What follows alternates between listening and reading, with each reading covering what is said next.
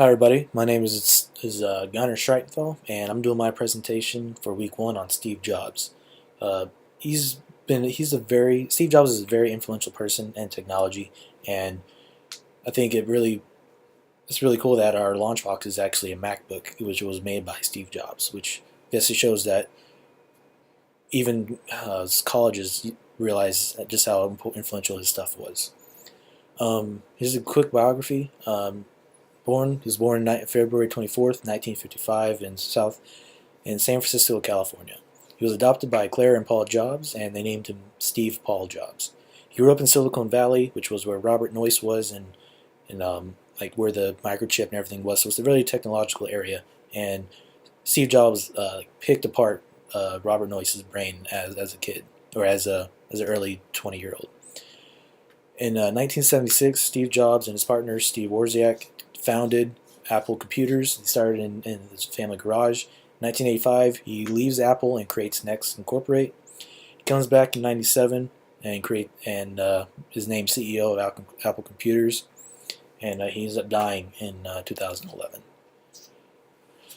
Here's a list of some minor accomplishments that he created. iPhone, which was in 2007, combined a music player, which was the iPod, and a cell phone. Created Macintosh in '84, first computer developed by Apple, and was very user friendly and could be used pretty much by anyone. Also created the iPod, which was a media player. His greatest accomplishment was Apple Computers, which he founded in 1976. Considered to be the most successful business in the world, he evolved computers into what they are today. He doesn't really invent new technology, he always just made it better. Like, if he couldn't make it better, he didn't try and create the same thing of something. He always wanted to make things better. He succeeded when others failed. He was always improving technology that was already created. He kept things simple, kept things easy, and like I said, if he couldn't make it better, he didn't try to make a new one. Steve Jobs was Robert Noyce was very influential to Steve Jobs.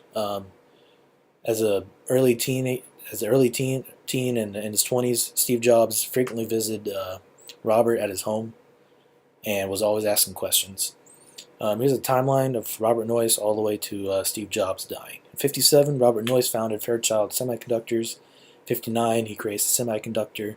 And 1971, he creates the microprocessor at Intel. '76, Steve Jobs creates Apple. '85, he leaves Apple and creates Next. And he also creates in 1984, he founds Pixar. '96, Apple buys Next, and Steve Jobs is named informal advisor. In 2000, he becomes the official CEO.